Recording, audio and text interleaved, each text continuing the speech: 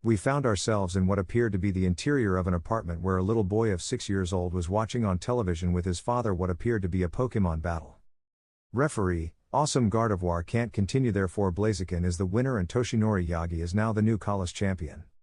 Izuku had been amazed by such an amazing fight because the challenger known as Toshinori Yagi had given everything in the fight, but what amazed him most was that he always smiled. Even when the fight became difficult he smiled and took the situation in his favor. Izuku, amazing. Hisashi, that's right, son. Izuku, Dad, do you think that one day I will be as strong as him? With a sparkle in his eyes. Hisashi, of course, little one ruffling his hair, but it's time to turn off the TV, your sister and you have to go to class, and Inko will kill you if she finds out that you were watching TV at this hour. Izuku heading to his room, when I grow up. I definitely want to be as cool as him. Narrates Izuku. My name is Izuku Midoriya and I live in an apartment in the city of Luminalia with my father, my mother and my sister named Izumi who is a year younger than me. Well, after that fight 9 years have passed and many things happened in those years.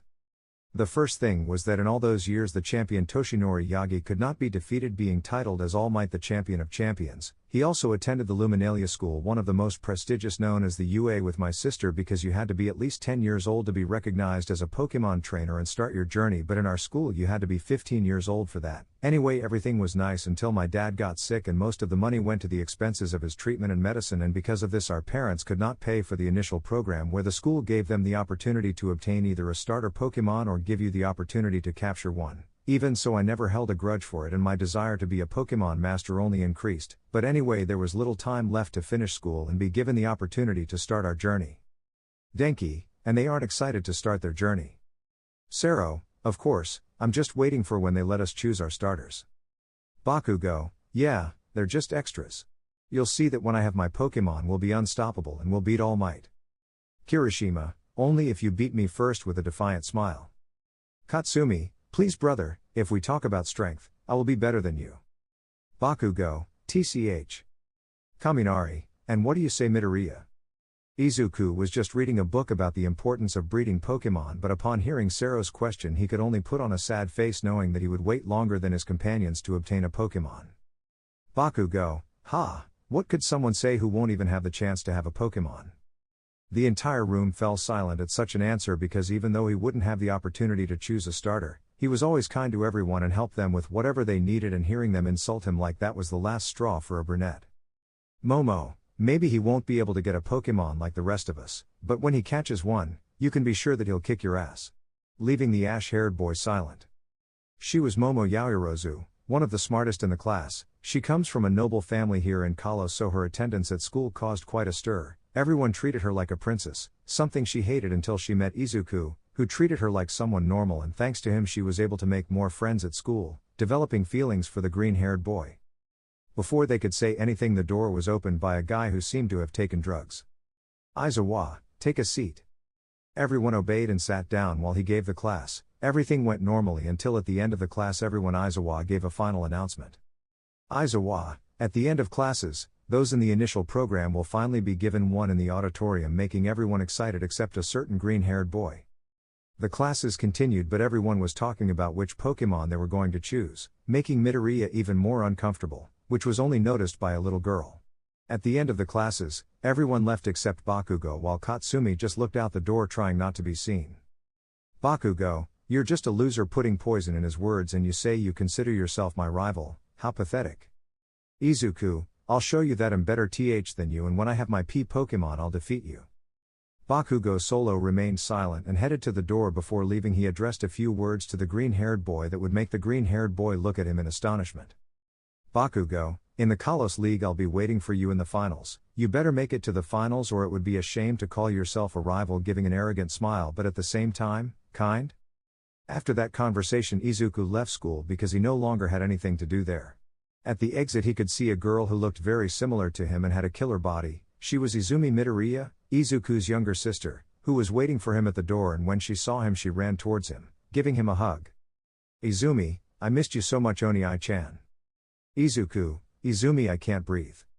Izumi, sorry. They both started walking towards their apartment, and when they arrived they found their mother preparing lunch and their father lying on a kind of stretcher with some intravenous injections. Inko, welcome. Izumi, hello mom, hello dad, let me help you in the kitchen. Izuku greeted and headed to the stretcher where his father was, who was giving him a warm smile.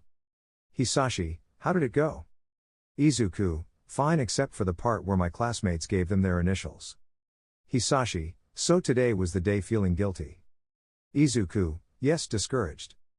Hisashi, you know, if we sell this stretcher, we could pay for your program and you could start your trip. Izuku, you need the stretcher. Taking his hand, I don't mind waiting any longer if that's how you can improve. Hisashi, son. Inko/Izumi, the food is ready.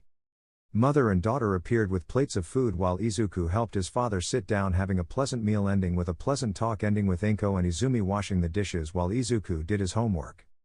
Inko, son, your father's medicine is gone. Could you go to the Pokémon Center and buy more? The prescription is on the table. Izuku, sure, grabbing the recipe and leaving the house. I'll be back soon. As he left the apartment, he began to walk through the picturesque streets of Luminalia, admiring the landscape without realizing that a small yellow Pokémon with pink cheeks was following him from afar with an adorable smile. Meanwhile, in the center of Luminalia, a man with a hat and glasses was walking through the streets towards the professor's laboratory with what appeared to be a Pokémon egg in his hands. I wonder what kind of Pokémon comes out of this egg.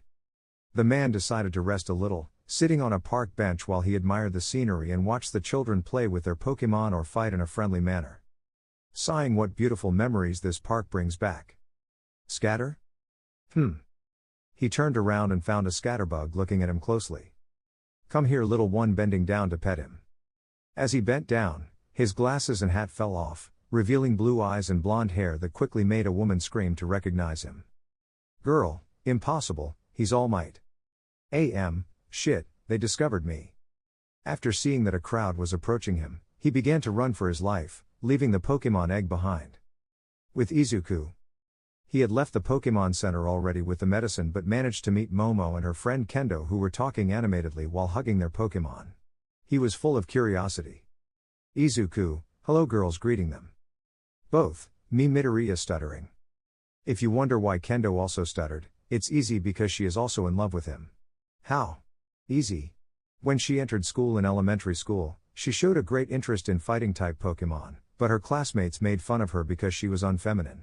Her classmates liked fairy, psychic, etc. They called her weird, but when she met Izuku, he didn't make fun of her and instead helped her by giving her information or going to the library, showing her books with information about this type, becoming an expert in the fighting type, and little by little she began to fall in love with the green-haired man.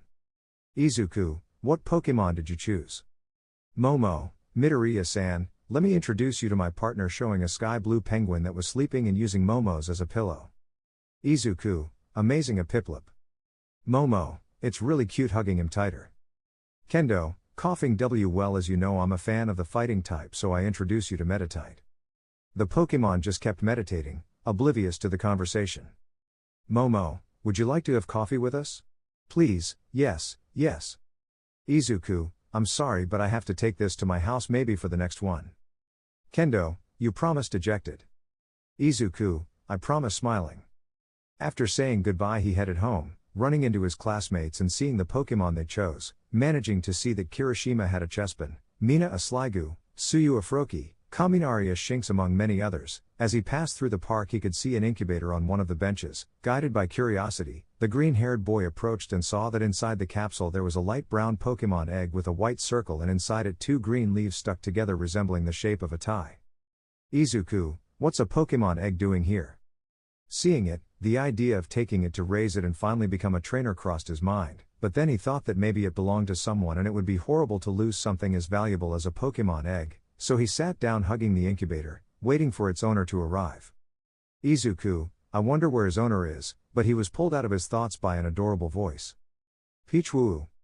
Above him appeared a wild Pichu which was following him all the way and had a face that wanted to play with him. This little one had met him when one day on the way to school he saw him being attacked by a horde of Rattatas, and seeing that he was injured he gathered his courage to scare away the Pokémon and took the little rodent to the nearest Pokémon Center from.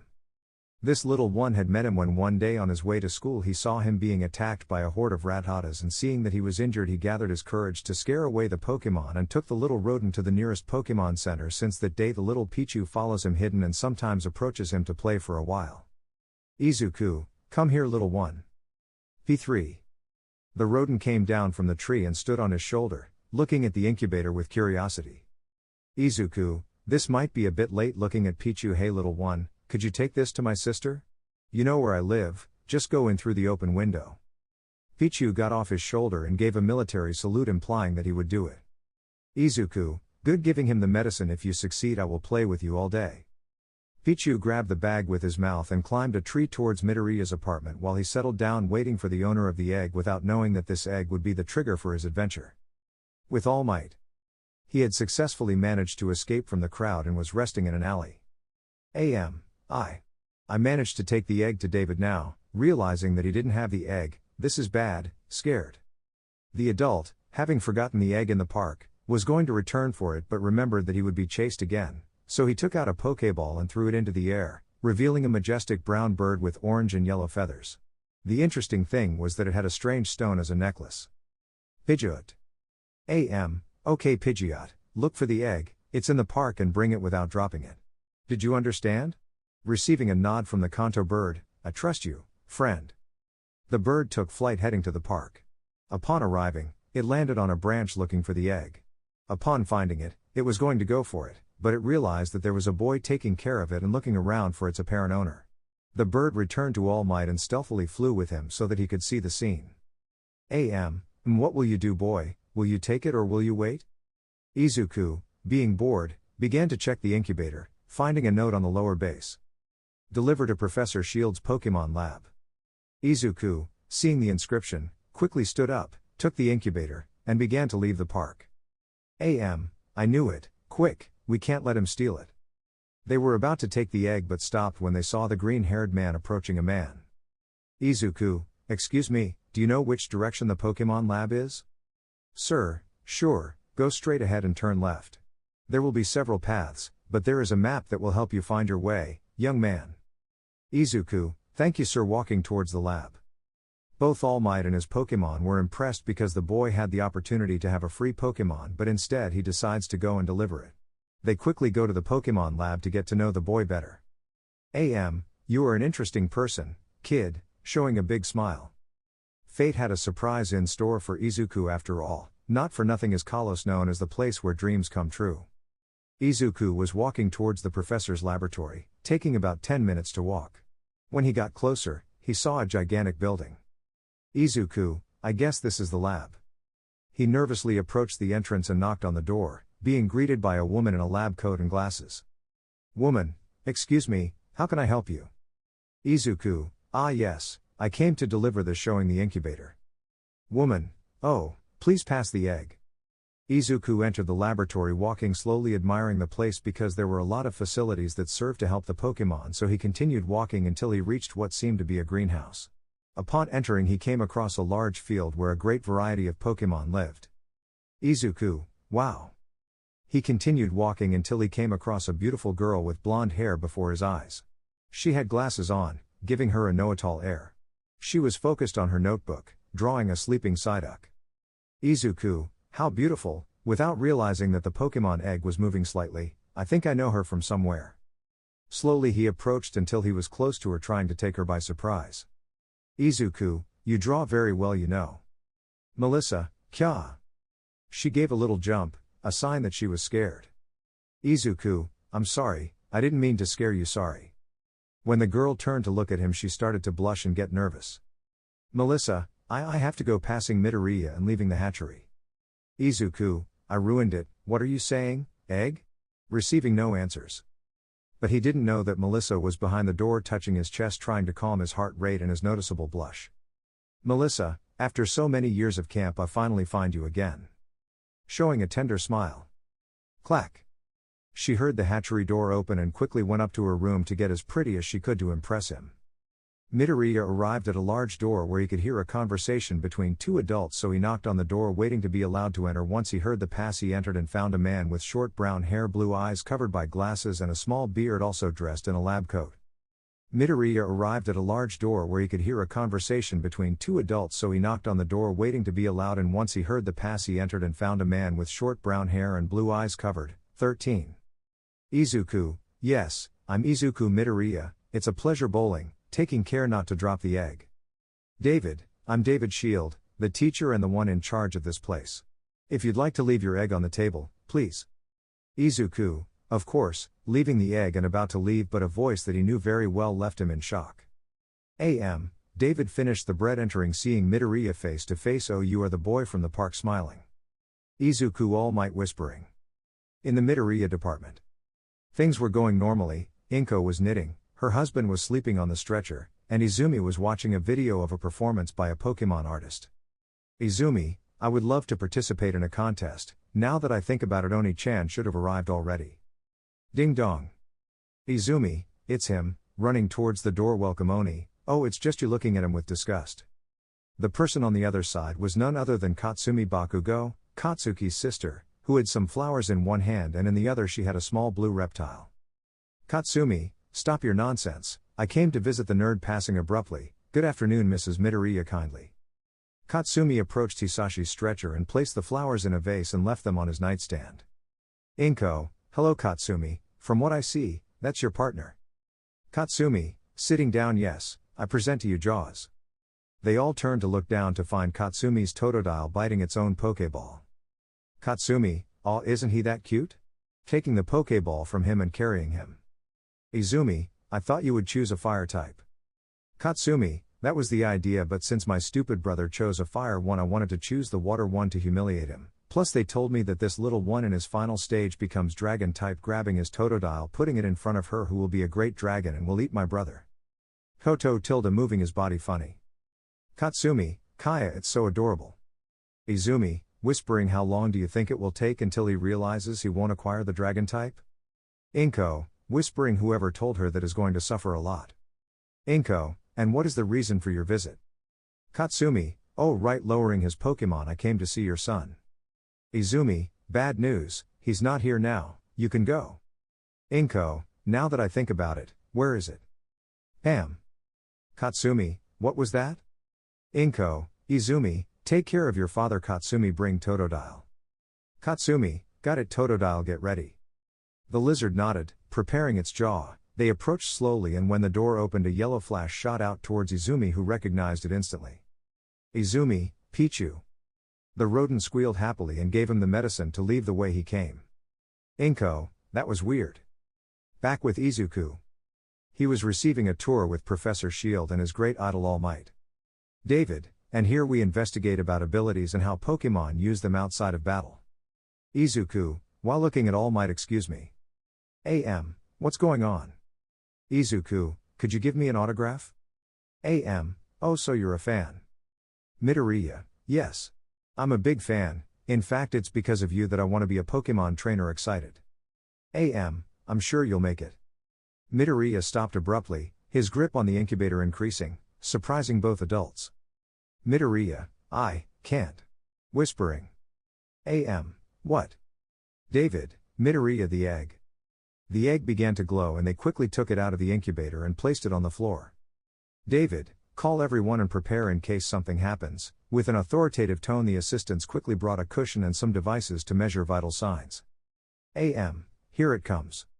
The egg began to shine, blinding everyone for a few moments except Izuku, who kept his eyes open, managing to see the Pokémon's eyes.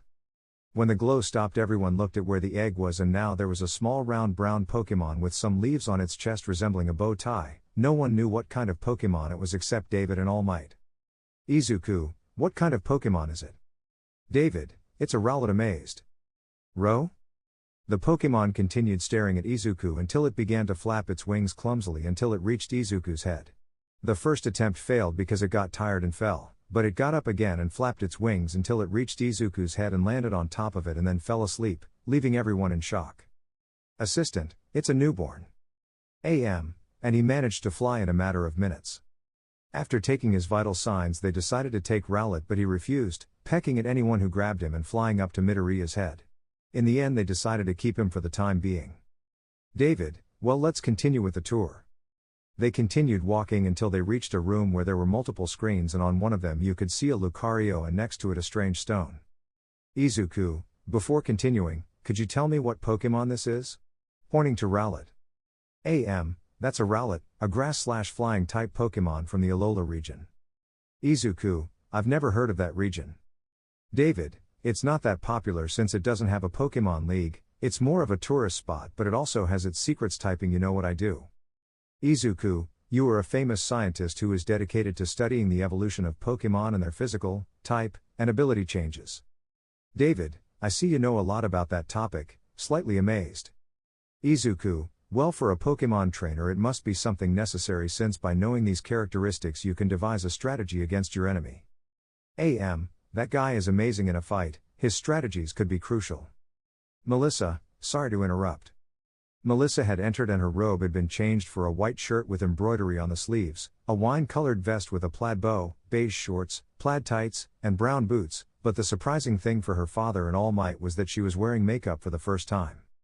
Melissa had entered and her robe had been changed for a white shirt with embroidery on the sleeves, a wine-colored vest with a plaid bow, beige shorts, plaid tights, and brown boots, but the surprising thing was.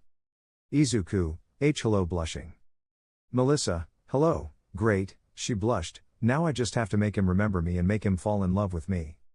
David, as I was saying, tell me Midoriya, have you heard of Mega Evolution? Izuku, Ro? Izuku and little Rowlet had become curious about that Mega Evolution. Outside the laboratory, Ivan was guarding the laboratory and inside it were several soldiers and a boy with purple hair and yellow eyes. Listen, when the Kofings use smoke screen, focus on the target and put this on, pointing to a metal collar. Recruit, Mr. Kurogiri, what exactly will that do? Kurogiri, according to reports inside the laboratory they have a Garchomp. In addition to having valuable information about Mega Evolution, you will put the collar on the Garchomp which will cause it to get out of control, and while that happens I will steal all the information from the professor, understood? Soldiers, sir, yes, sir. Kurogiri, well, let the show begin. With our protagonist, he was listening to everything Professor Shield said. David, a third evolution, where to reach this stage you need the bond of both the trainer and the Pokémon. Izuku, interesting. Melissa, but you need a specific object for it to be done, no dad. David, exactly, showing an image on the screen you need three things. The first would be to have a strong bond with your Pokémon, the second is to have the key stone equipped, showing the image of the key stone. David, and third, you need the stone of the specific Pokémon. Melissa, a Pokémon needs to have its species stone to Mega Evolve. David, not many have access to Mega Evolution since it is very difficult to find the activator stones. In fact, Toshi is one of the few I know who has a Mega Evolution. Hey, showing a bracelet with the keystone. Izuku, it's true, with stars in his eyes no one has been able to defeat his Mega Blaziken. Assistant, permission. The doors open, revealing a scientist carrying a Garchomp who, upon seeing Melissa and David, ran to hug them. Melissa, hey, it tickles. David, Garchomp is one of the Pokémon capable of Mega Evolving, so we're looking for its Mega Stone to better analyze this energy, stroking Garchomp's head. Izuku, Garchomp. Boom. A loud explosion was heard in the laboratory and several soldiers in orange uniforms began to surround the place, and with them came several coughing. David, Toshi, protect them, and you, pointing to his assistants, close the hatchery and protect it. Recruit, smokescreen now. The coughing released a thick black smoke blocking everyone's vision. Melissa, Garchomp. Pidgeot uses your wings and clears the smoke. The bird listened and flapped its wings and dissipated the smoke, colliding with Garchomp, who had a collar around his neck and was furious. Chomp, From his mouth came a powerful dragon pulse, destroying everything in its path. Izuku grabbed Rowlet with one hand and Melissa with the other and stood on deck, protecting himself from the attack of the Earth Dragon. Pidgeot uses Steel Wing. Pidgeot's wings turned silver and attacked the dragon, leaving it stunned, but reacting, it gave it a dragon claw, making it crash into a wall, and it began to fly, destroying the roof of the laboratory. Melissa, Garchomp. Izuku, we won't sit idly by taking Melissa's hand. Melissa, what are you doing? Blushing. Izuku, we'll save Garchomp, smiling. Both left the laboratory chasing Garchomp, while Rowlet, inspired by his trainer, took flight following the dragon Pokémon more closely. Izuku, I like that Pokémon. Returning to the laboratory, the recruits attacked the scientists and assistants with their coughings. Enough. Pidgeot finished them off with Gale. Good. A huge tornado generated by Pidgeot swept away all the Pokémon, leaving them instantly knocked out, but there was still one missing. Kurogiri, who would have thought the Great All Might was here? Kurogiri, what are you doing here? Kurogiri, work matters, but I guess you won't let me take it so easily. Wow, apparently being your boss's bitch gave you psychic powers, speaking mockingly. Kurogiri tch, taking out a Pokeball from his bag, go out and destroy it, Pangoro. He threw the Pokeball and from it emerged a black and white furred being with a twig in its mouth. Pen. Pidgeot returns, taking out his Pokeball and returning it. I don't have time for this, so let's finish this quickly. He searched from his belt until he took out a Pokeball that was totally different from the others because it was completely red and had black lines. It's time for you to go out and have fun throwing the Pokeball. Defeat him, Blaziken. From the Pokeball emerged the strongest and most faithful companion of All Might's entire team. Blaziken. Kurogiri, let it begin. Makata/Fiery Kick. Both Pokemon approached, colliding their attacks, creating a smoke screen. Back with the boys, they had lost sight of the Garchomp and were trying to find its whereabouts. Izuku, have you seen something, Melissa? Melissa, nothing here, a noise in the bushes, eh? The little Pichu came out of the bushes and went to the green-haired boy, placing himself on his shoulder. Izuku, feeling Pichu trembling, calm down, everything will be okay. Let. Above them appeared Rowlet, indicating Garchomp's location. Izuku, well done, Rowlet. Melissa, let's not waste time. Both followed the owl Pokemon until they reached the Luminalia Tower, where Garchomp was at the top, launching Dragon Pulses left and right, driving away anyone who approached him. Izuku, Melissa, is there any way to get up there? Melissa, there is, taking a red device out of her pocket. Izuku, what is it? Melissa, I'll explain later. Now, activating the device, and after pressing a series of keys I managed to open the door. Izuku, wow. Melissa, that's not all I can do, wink. Without wasting time, they both climbed as fast as they could, and after 5 minutes they reached the top of the tower where they saw Garchomp. Melissa, okay, now what's the plan? Izuku, what moves does Garchomp know? Melissa, Edo knows Dragon Pulse, Dragon Claw, Sharp Rock, and Earthquake. Izuku, Earthquake Paland. Melissa, why do you? I understand now, worried. Garchomp gave a powerful stomp to the ground, making the entire tower shake. On the news, people saw how 2 children tried to help the Pokemon, but when he focused on it and saw who they were, it made David shiver. Izuku's parents and sister were mortified, and some girls were scared to see him in such danger. Midoriya managed to cover Melissa and Pichu while Rowlet stayed in the air. Izuku, the problem is the collar.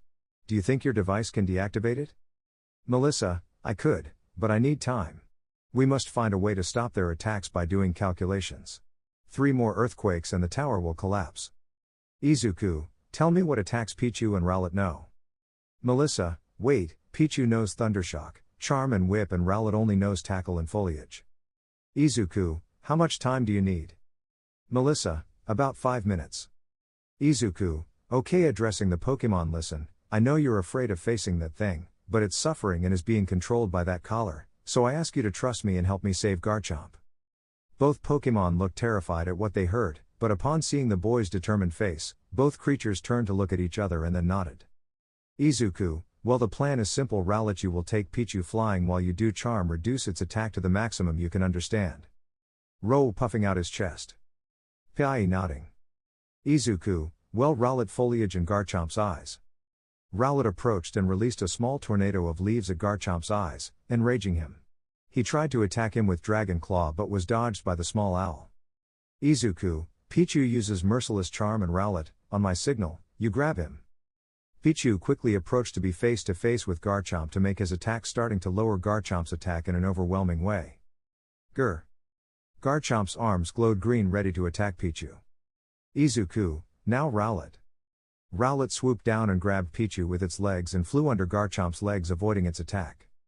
Reporter, this is impressive, this trainer is facing a Garchomp with a Pichu and an unidentified Pokemon. Everyone who saw that was impressed, but especially one pale-haired guy who was dying to face that nerd. Izuku, how much longer? Melissa, almost there. Izuku, okay, Pichu jumps and uses Thunderbolt on Garchomp. Rowlet's face, you do the same but use Foliage. Pichu jumped and in the air launched the most powerful Thunderbolt he could do, hitting him in the face, but it didn't hurt him, but it did stun him a little. When the attack dissipated, he could see multiple leaves that managed to damage his vision. Melissa, I did it. Beep. The collar on Garchomp's neck had been removed, causing him to fall to his knees, being helped by Izuku and Melissa. Izuku, we did it, fist bumping with Melissa. Melissa, yes. Crack. The ground where Pichu, Rowlet and Melissa were standing cracked, falling to their possible death. Izuku, Melissa. To everyone's surprise and the horror of many, he had thrown himself at Melissa and put himself in a position where he would receive the damage. Melissa, even after so many years you continue to protect me, closing her eyes waiting for her end. But they were caught by All Might's Blaziken, landing safely and receiving many compliments as gifts, but almost all the attention was taken by All Might for having saved them. Now they, along with David, were in the park resting. David, that was crazy. Izuku, you don't even have to say it, petting Rowlet. David, thank you for protecting her. Izuku, it's nothing, anyone would protect such a cute girl, blushing to Melissa. Izuku, now that everything is over, I think it's time to return. Rowlet the aforementioned woke up and put on a sad face because he didn't want to leave his side. No standing up, you made me see what someone saw in me in the past, you cared about a Pokémon that wasn't yours and you went to save it, you even threw yourself from the highest tower to protect my niece, you earned my respect and that of David young Midoriya. Izuku, All Might holding back tears. And that's why I'll give this to you, throwing him a Pokéball just like his. That Rowlet was mine, but it seems he chose you as his trainer, so become strong together, collect the 8 badges and win the Kalos League, make your way through the High Command and show me in the end if you will be worthy of carrying the title of champion, smiling hugely. Izuku, I won't let him down. Seeing Rowlet, what do you say, friend, will you join me on my adventure through Kalos? Rowlet just pecked at the Pokéball, entering it and then making the sound that it was caught. Izuku, my first Pokémon, shedding tears. Melissa, congratulations. Pichu just slept in Izuku's hood. David, well, I think that for helping me so much I also owe you something. Tell me what you want. Izuku, it's not neck. The image of his sister passed fleetingly through his mind. In fact, there is something clear if it's not too much to ask. After telling him what he wanted, David just stroked his beard. David, what you're asking for is big, but I have it. Looking at Melissa out of the corner of my eye, I'll give it to you on one condition. Upon arriving home, he was drowned by questions from his family and more from his mother and sister, who were very worried. His father just congratulated him for his bravery. After giving explanations, it was time to sleep, to which Izuku left Pichu in a small improvised bed and freed Rowlet, leaving him next to Pichu. Izuku, well, it's time. From his pocket he took out another Pokéball, which was a normal one but had a birthday ribbon on it. He left his room and approached his sister's room, and when he saw that she was still asleep, he placed the Pokéball on her desk while giving her a kiss on the forehead. Izuku, happy birthday, sister, whispering.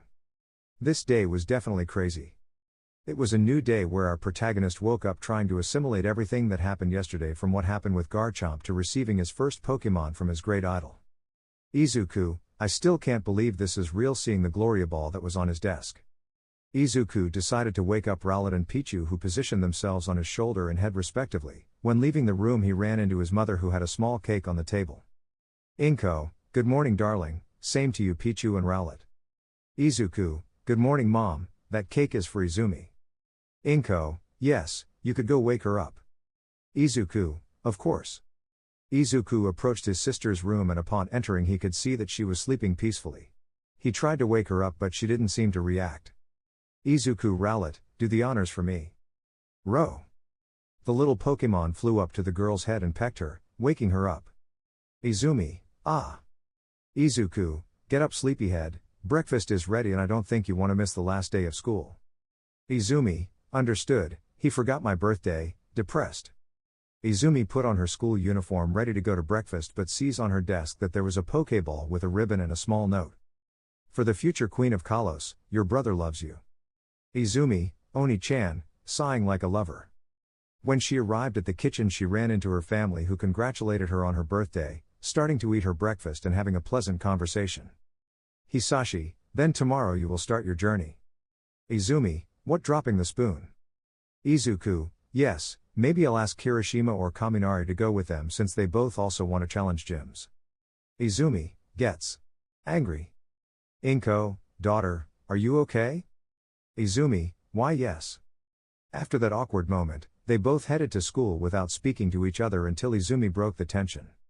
Izumi, so. Tomorrow you start your journey, petting Pichu. Izuku, yes, excited, I'm one step closer to fulfilling my dream. Izumi, good for you, disheartened.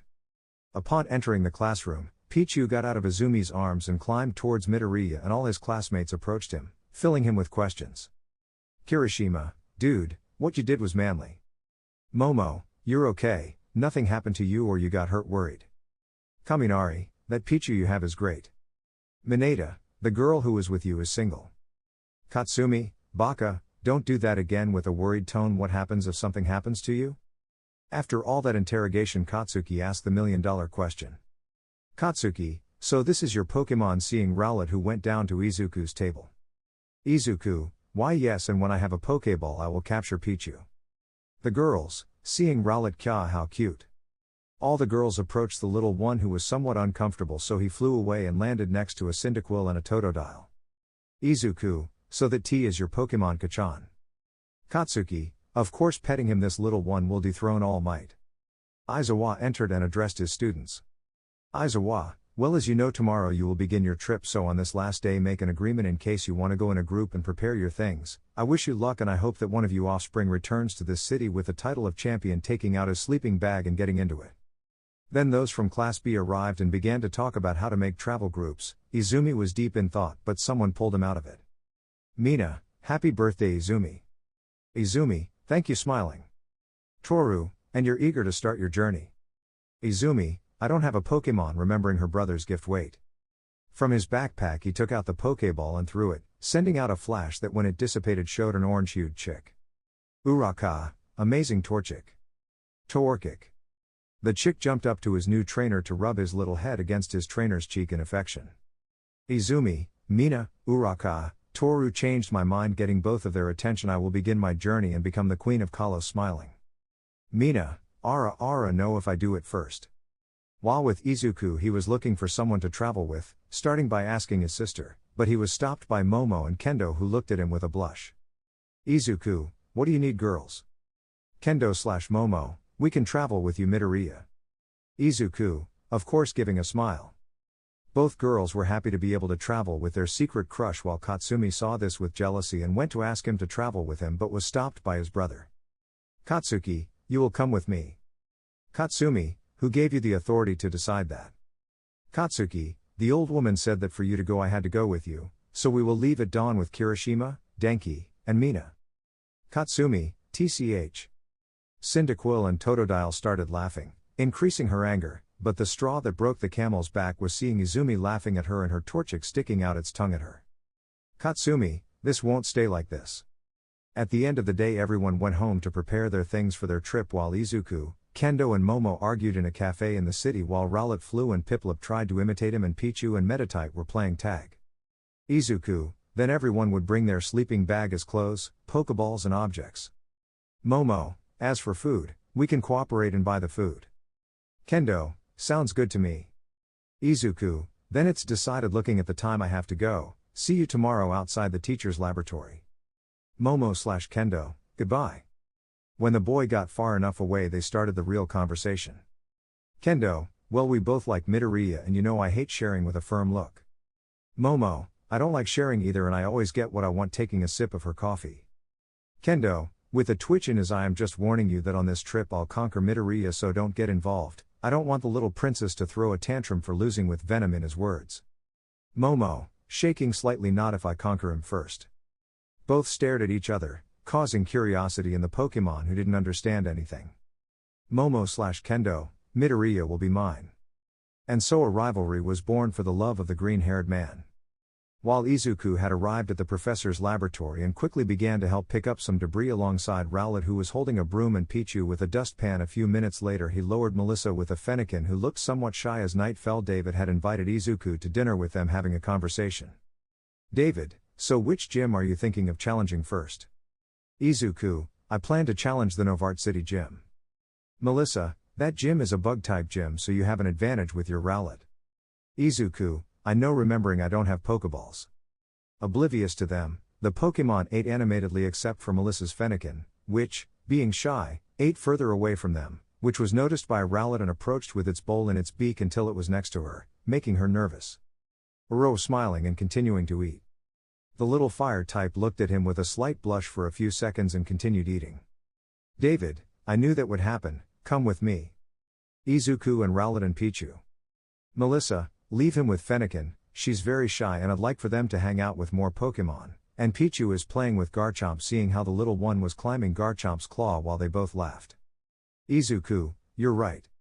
When they arrived at David's location, they saw that on a table there were 5 Pokeballs and the same device that Melissa had brought yesterday. David, since my daughter will accompany you on your trip so she can investigate more about Mega Evolution, you have the duty to protect her if something happens. Melissa, Dad sad. David, with these Pokeballs you can capture Pokemon. If you run out of them when defeating trainers or gym leaders, they will give you money. You can use that to buy more Pokeballs, potions, etc. And this is your Pokédex. Izuku, what is the Pokédex? Melissa, the Pokédex is a device that is information about all the Pokemon and the moves they can learn as well as their abilities. Izuku, while grabbing a Pokeball. Pichu. The aforementioned quickly appeared, staring at the green-haired man while he extended the Pokeball. Izuku, join me on my journey and let's become strong together, what do you say, friend? 5. Happily the rodent touched the center of the Pokeball, being surrounded by a red light, and after 3 touches a flash came out indicating that he had caught it. David, congratulations on your capture, now point the Pokédex at Pichu. Izuku understood. He took it out of his Pokeball and held up his Pokédex towards Pichu, which instantly lit up. Pokédex, Pichu the mouse Pokemon isn't very good at storing electricity. At the slightest power, it will discharge energy without realizing it. Izuku, wow. David, I know. Izuku, I have to go, then I'll come in the morning for your daughter. I promise I'll take care of her with my life, leaving the building under construction. David, I know, seeing his daughter who had her gaze fixed on the ground, this is your chance. Melissa, David, he was the boy from the camp in Kanto, wasn't he? Without receiving an answer, I remember that you always talked about him and said that you would marry him, laughing lightly. Melissa, Dad embarrassed. David, but I guess he doesn't remember the camp and much less you. Receiving a nod from her, you know, if it were another boy I wouldn't let you go on the trip, but that boy has a big heart and risked his life to save you. He wouldn't be such a bad son-in-law. Melissa, extremely red. Returning with Izuku, he arrived home and was greeted by his father, who looked at him with a smile. Hisashi, nervous. Izuku, I would be lying to you if I said no, but even so, with my Pokemon, I know I can make it to the league. Hisashi, you have my full support and I know you'll get all 8 medals, coughing a little. Izuku, Dad moved. Hisashi, before you go I would like to give you this, taking out a gift box from under his bed. Your mother must have already given the same thing to your sister and are now talking to her. I would like you to use it. Inside the box was a complete outfit from pants, shirt and a cap. Izuku, thank you. Hisashi, smiling, now go out and show the others the terror of a Coach Midoriya. He just went to his room and before entering his room he said a few last words. Izuku, I promise you that the next time I step foot in this house it will be with the league trophy in my hands. Hisashi, I don't doubt it, son, smiling. Early the next morning the green-haired man put on his outfit. Which outfit would you like the most for Izuku and Katsuki? This. Either. This one, I'll leave to you. Izuku sneaked out of bed and entered his sister's room to wake her up and start his journey, but there was no one else there and a note that said, if you're reading this it means I'll be on my way to Novart City now with the amazing Katsumi and the handsome Katsuki. I hope we meet again. Isumi. Izuku, how strange that she misspells his name. Besides, I'm more handsome than Kachan. Imagining unholy things with his sister. What am I saying? I'm his brother, shaking his head. While things with Izumi were very different, because she was deceived by Katsumi and now she is with her and Bakugo's group, they were walking and in the end they were two. Izumi, with a look of hatred, you tricked me, you vile bitch. Katsumi, Ara, I didn't think you were going to believe it, you're dumber than you look. Izumi, yes, you will be. Taking several breaths. In any case, he is also heading to Novart City. I just have to wait for him. Katsumi, who knows, with the letter I left him, maybe he'll think you like my brother, smiling. Izumi, what did you do? With a yandere look. Katsumi just turned around and stood in front of her, pointing his Pokeball at her. Katsumi, defeat me and I'll tell you.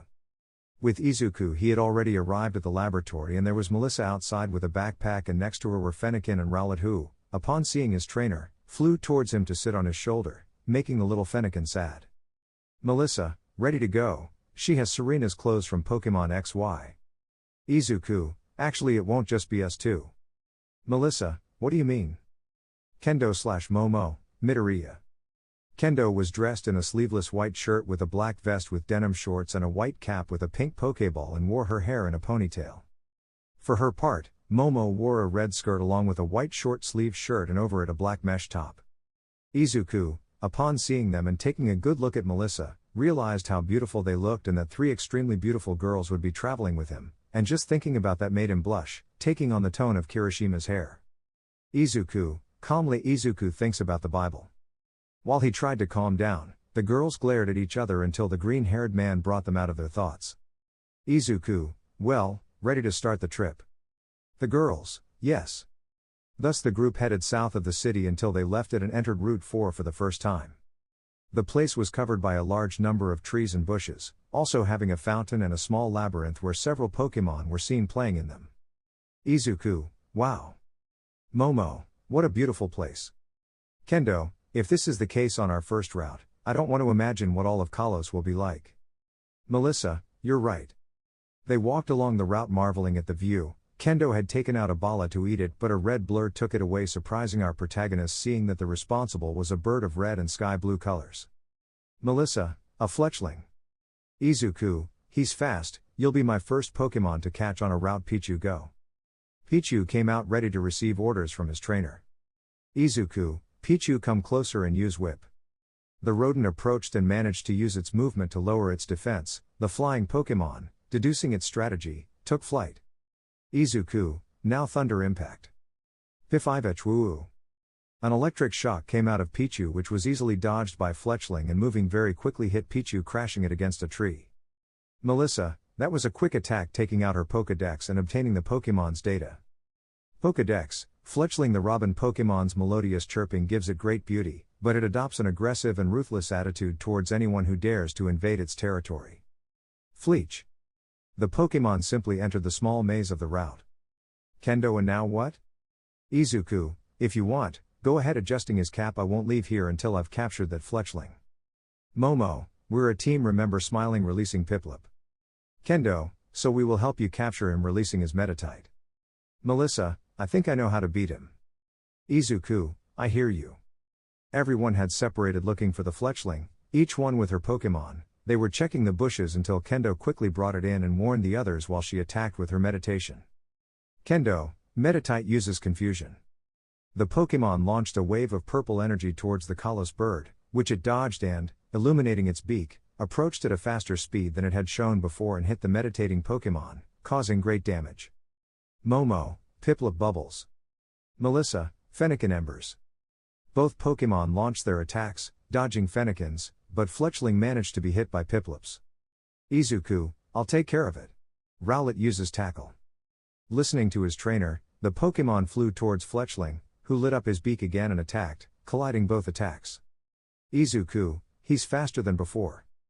Both flying Pokémon began to exchange clashes in the air, constantly achieving a close battle until Izuku realized something.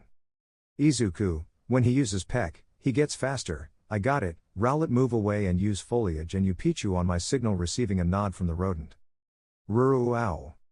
The owl flew away and flapping its wings released a flurry of leaves that were cut by Fletchling and impacted with Rowlet. Izuku, Rowlet, hold him. Fletch? Rowlet caught Fletchling's wings with his paws, missing the collision bird, but when he heard the sound of small sparks he realized he had been ambushed. 5-5 Kwuu. The small rodent launched its thunderbolt, hitting the Pokémon, creating a small explosion that, when it dissipated, showed the small bird falling. Izuku, Pokéball, go. Throwing his first Pokéball, this boy with the Pokémon making a red light cover him and then enter the Pokéball while it was moving. Izuku, let's go. Click. Some sparkles appeared and then the Pokéball would stay still, implying that it had captured its first Pokémon on the route. Izuku, we did it. Celebrating with his Pokémon. The girls, congratulations. After capturing him and taking him out of the Pokéball to live with him and gain his affection, which he achieved, he was now playing with Rowlet in the air while Pichu played with Piplup and Meditite, all being seen by Fennekin, who kept looking at Rowlet and then looked at Fletchling with some sadness and jealousy because she wanted to play with him but her shyness was too much to be able to get close. Izuku, Girls, I think I know why Fletchling was faster when he used Peck. Momo, and what is the reason? Izuku, apparently his ability is called Gale Wings, which gives him priority to attack with flying type movements. Melissa, that is rare, a wild Pokémon with a hidden ability is very uncommon, you must be very lucky. Izuku, hey, well I already caught a Pokémon and I guess you guys want to catch one too. Kendo, actually I need to catch a Pokémon to challenge the gym. Momo, it would be nice to have another friend for Piplup. Melissa, I'll pass. Okay then let's go there. After 2 hours the girls were able to catch their first Pokémon of the route, which in Kendo's case was a Bunnelby. And from Momo she had caught a Flabébé. And with that, our protagonists set off to reach Novart City. What surprises will it hold for them?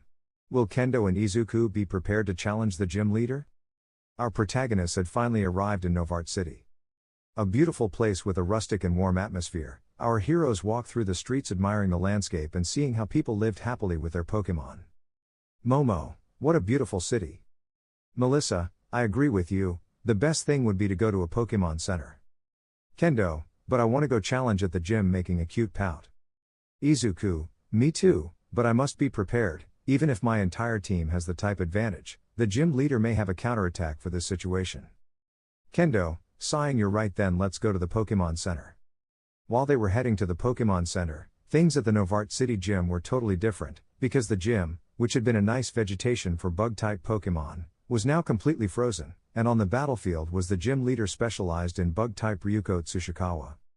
She was standing with her eyes wide open because on the battlefield that was completely frozen was her Pavilion lying down with his eyes spiraling, implying that he had lost. And in front of her was the Pokémon that defeated her, which was a pale blue long-necked being with a mane resembling the Northern Lights, which only turned around and walked elegantly towards its trainer.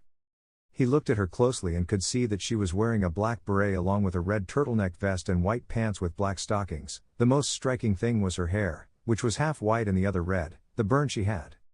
Ryuko, just with that Amora defeated me, impressed. Well, since you defeated me I give you the bug medal as proof of your victory, handing her the medal. Ryuko, keep going and I'm sure you'll succeed in the league, giving her encouragement. Miku, thank you, with a serious look. The bicolor turned around but not before returning Amora to her Pokéball and leaving through the door to head to the next gym, but was stopped by the leader. Ryuko, excuse me, calling the attention of the bicolor that Amora is a very strange Pokemon, would you let me take some pictures of it? Miku, of course. After that photo session the trainer left, heading to the Pokémon Center. Upon arriving and leaving her things she proceeded to go down to have some lunch at the Pokémon Center. Once she had her food she sat on a sofa with a window that overlooked the training field that the establishment had. When looking out the window she could see that there was a battle between a green-haired trainer and an orange-haired trainer. Miku, they look weak, taking a bite of her food. I would have continued eating peacefully if it weren't for the Pokémon the green-haired boy had. Miku, impossible. That Rowlet brought back so many memories of where she lived happily in that tropical region with her mother and paternal grandfather, where she received her first 2 Pokémon from her mother until that wretch, according to her, turned her life into hell, both hers and her mother's. She stared at the Alolan starter as she instinctively held a blue patterned Pokéball with white accents. With Izuku. Izuku was having a friendly spar with Kendo. Izuku, Rowlet foliage and then approach with tackle. Kendo, meditate, protect yourself with detection, and counteract with confusion. Rowlet launched a series of leaves from its wings that were blocked by Meditite and attacked with confusion, giving Rowlet. Izuku, uses foliage again. Kendo, it won't help you, use confusion again. Both attacks collided, creating a smoke screen preventing them from seeing. Izuku, now use tackle and finish it with foliage. Kendo, but what? Inside the smokescreen Rowlet was able to charge at Meditite and then use foliage to defeat him. Kendo, holding Meditite in his arms, you did well, take a break, returning it to his Pokéball. Tell me how you did so that Rowlet could attack in the middle of the smoke. Izuku, well, while saying that Rowlet settled on his shoulder. When I saw Rowlet's information in the Pokédex I realized that he is nocturnal and flies stealthily, so I took advantage of that with the smoke screen. I know Rowlet didn't see completely clearly, but he only needed to identify the silhouette of your Pokémon to attack it stealthily. Kendo, wow, amazed. At that point his Pokédex starts to make noise, so he takes it out and realizes something. Izuku, wow. Kendo, what happened? Izuku, looks like Rowlet learned Peck. Amazed, I didn't know the Pokédex could do this. Kendo, you are so absent-minded. Izuku, hey, what do you think if we go heal our Pokémon and see if they already have our rooms? Kendo, of course, hugging him and pressing her to the green-haired boy's arm. Izuku, Kendo nervous and blushing. Kendo, yes, what's wrong? With a tender look but using a flirtatious voice. Izuku, no, nothing, come on Midoriya, calm down. Kendo, how cute he looks when he gets nervous. Upon entering the Pokémon Center and asking to be healed, they waited 5 minutes until they were returned to them healthy. They saw Momo and Melissa with red faces talk to Kendo to get closer to them, things he did, and left Izuku, who sat on a sofa while playing with Rowlet, until the bicolor girl sat next to our protagonist. Izuku, excuse me, do you need anything? Sounding as friendly as possible. Miku, tell me, are you from Alola? Izuku, no. Miku, so how did you get that Rowlet? Izuku, seeing his partner, long story by the way, extending his hand. I'm Izuku Midoriya, nice to meet you. She didn't know whether to reveal his name because if he found out maybe he would treat her like everyone else, and that bothered her a lot, but there was something about that boy that made her feel a little strange. Miku, I'm Miku Todoroki, waiting for the reaction I would have. Izuku, Miku is a nice name. Miku, hey. After that they started having a nice conversation, knowing that they are both trainers and are challenging the gyms. Izuku, so you already challenged this gym, intrigued. Miku, it wasn't a big deal, taking a sip of her drink. Izuku, I plan to challenge the gym tomorrow. Miku, I don't think you'll have any problems. You have Rowlet at the advantage, and from what I saw in your fight, it seems that you're a good strategist. Izuku, thank you, blushing at the praise. Melissa, Izuku, come. Izuku, well, I have to go, it was nice talking to you, Miku. Miku, same here. They both stood up and said goodbye. Izuku, wait Miku. Miku, what's happening? Izuku, next time we meet let's have a battle. Miku, smiling of course, but I warn you that it won't be easy to beat me. Miku headed to her room as a thought came to her mind.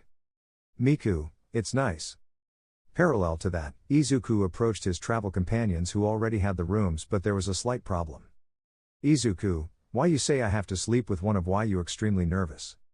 Melissa, yes, it's to reduce expenses, trying to sound convinced in front of the green-haired man. Izuku, well then who will I stay with? Momo, you'll stay with me, grabbing his arm. Kendo, no, it will be with me, grabbing his other arm. Melissa, you're crazy, he's staying with me. Holding him by the shirt. And so they began to pull the green-haired boy as if he were a stuffed animal, making him nervous and making people who passed by laugh. It wasn't until they played the typical game of whoever pulls out the biggest branch wins that they were able to resolve the conflict, with Kendo being the winner. Kendo, well, let's go to sleep because tomorrow we will have our first battle, pulling the green-haired boy towards his room. Momo, you won the battle but not the Kendo war. Melissa, just wait, and when he remembers me we can love each other and live happily. In the end, everyone decided to sleep, but the bicolor left the Pokémon Center while releasing her Amora, and they began to walk through the cold night, where she decided to sit on a bench while petting her Amora. Miku, grabbing the Aqua Ball, you need to take a breath, friend, throwing the Pokéball. The Pokéball would have revealed a flash that a few seconds later revealed a blue two-legged Pokémon with a tail that also had a thin collar of a pastel pink tone that matched its nose. Poplio, Miku. The little Pokémon did a pirouette in the air, making the bicolor girl laugh. Miku, you always make me laugh, petting her. You know, today I found a Rowlet impressing the Pokémon. Maybe next time you can meet him. He is a calm and nice Pokémon. I'm sure you will like him. Poplio, yeah, I knew friends. She just stood up excitedly as she blew a water balloon from her nose, bringing a smile to Amora and Miku's faces. They admired the night for a few more minutes before returning to the Pokémon Center and leaving early in the morning for the next city, not knowing that their paths would cross again sooner than she thought. The day arrived, and with it Izuku and Kendo had gotten up very early, waking up their teammates to get ready, have breakfast and then go to the gym to get their first medal. Momo, and what will their strategies be? Walking towards the gym. Izuku, I plan to use Rowlet and Fletchling since I have a type advantage with them. Melissa, I see in you, Kendo. Kendo, I plan to use Meditite to attack from a distance and Bunnelby in close combat. Izuku, it's a good strategy. Upon arriving at the gym they saw a large building of mainly green colors. Upon entering they came across a large variety of photos of Pokémon of different species. Ryuko, welcome to the Novart City Gym. I suppose you came to fight. Izuku/Kendo yes. Ryuko, okay, come this way. She led them to the battlefield where she took her place as a referee arrived. Ryuko, well, who of you is going to challenge me first? Both coaches thought for a moment until they decided who would go first. Kendo, I will do it. Ryuko, well then get in position. So both stood in the corner of the arena while the referee, very well, this is a battle between the Novart City gym leader Ryuko against the challenger from Luminalia City Itsuka Kendo. It will be a battle of only 2 Pokémon and the challenger has the right to make changes, it was clear. Both, yes. Referee, well, choose your Pokémon.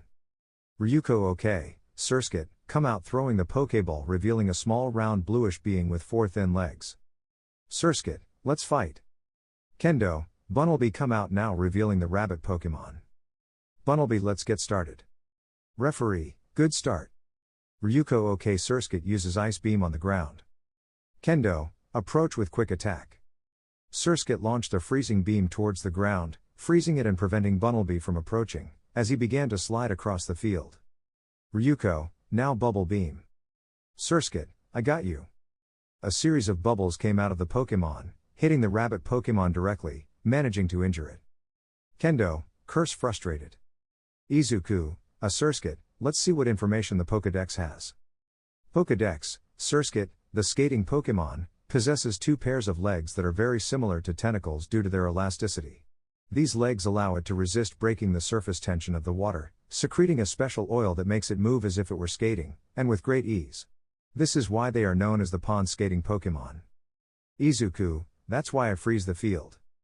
Momo, Kendo is in trouble. Melissa, but you have to get over it. Ryuko, get close with quick attack. At an impressive speed, Surskit slid, attacking Bunnelby from different angles, who was unable to defend himself. Kendo, Bunnelby returns returning him to his Pokéball. Ryuko, now I see that you have already given up, girl. Kendo, you wish, old lady, meditate and go. Ryuko, I'm going to make you eat your words, brat Surskit bubbles. Kendo, counterattack with confusion. Both attacks collided creating a smokescreen. Ryuko, attacks again with quick attack. Kendo, on my signal. Meditate, you're crazy giving a scream that the orange-haired girl understood was a bad idea. Kendo, trust me. When Surskit was about to hit with Meditate, Kendo's plan came to light. Kendo, detection now. Meditate was able to protect herself thanks to her trainer's order. Kendo, now use confusion. Meditate, my coach may be a little crazy smiling but I think I like her crazy ideas. His eyes lit up and a pink wave hit the shoe Pokémon, sending it away.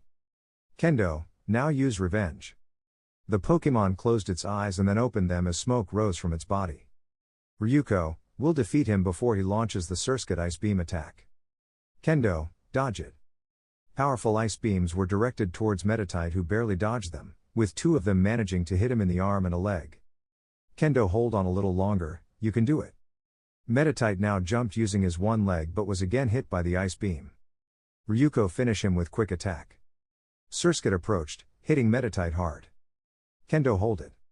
With his only free arm Meditate managed to hold Surskit while his body was covered by a reddish aura.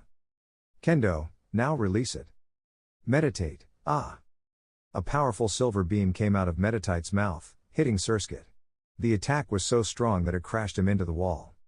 Referee, seeing that Surskit's eyes were in spirals Surskit cannot continue therefore Meditate is the winner. Kendo, we did it. Momo, awesome. Melissa, it was risky but her plan worked.